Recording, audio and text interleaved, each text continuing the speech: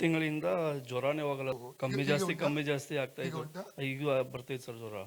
ಅದು ಹಾರ್ಟ್ ಸ್ವಲ್ಪ ಕುದೀತಾ ಇರ್ತದೆ ಸರ್. 10 ನಿಮಿಷ ಬಿಟ್ಟು ಜ್ವರ ಬರ್ತಾ ಇದ್ರು ಸರ್. ಕರ್ತನೆ, ಈ ಸಹೋದರ ಸತೀಶ್ಗೆ ಪ್ರಾರ್ಥಿಸ್ತಾ ಇದ್ದೇನೆ. 6 ತಿಂಗಳವಾಗಿ ಬೆಳೆದ ಬರುವಂತ ಜ್ವರ ಈ ಕ್ಷಣದಲ್ಲಿ ಬಿಟ್ಟು ಹೋಗಲಿ. ಲೂಕ 4:38 ಪ್ರಕಾರವಾಗಿ ಈ ಜ್ವರದ ಸ್ಪಿರಿಟ್ ಅನ್ನು ಗದರಿಸ್ತಾ ಇದ್ದಾನೆ. ಇವರ ಶರೀರ ಬಿಟ್ಟು ಹೋಗಲಿ. ಅದು ಇರಕೊಡುದು, ಇವರಿಗೆ ಬರಕೊಡುದು. ಜ್ವರ ಪೂರ್ಣ ಬಿಟ್ಟು ಹೋಗಲಿ. ನಿದ್ದೆಯಲ್ಲಿ ಬರುವಂತ ಕೆಟ್ಟ ಕನಸು ಬಿಟ್ಟು ಹೋಗಲಿ. ರಾತ್ರಿಯ ಭಯಗಳು ಬಿಟ್ಟು ಹೋಗಲಿ. ಭಯದ ಸ್ಪಿರಿಟ್ ಅನ್ನು ಇವರ ಶರೀರ ಡಿಸ್ಕನೆಕ್ಟ್ ಮಾಡ್ತಾ ಇದ್ದೇನೆ. ಫ್ರೀ ಆಗಲಿ. ಯೇಸುನ ಫ್ರೀ ಆಗಲಿ. ಯೇಸುನ ನಾಮದಲ್ಲಿ ಹಾರ್ಟ್ ಬಡಿತ ನಾರ್ಮಲ್ ಆಗಲಿ. ಹಾರ್ಟ್ ಬಡಿತ ನಾರ್ಮಲ್ ಆಗಲಿ. ಹಾರ್ಟ್ ಬಡಿತ ನಾರ್ಮಲ್ ಆಗಲಿ. ಹಾರ್ಟ್ ಬಡಿತ ನಾರ್ಮಲ್ ಆಗಲಿ.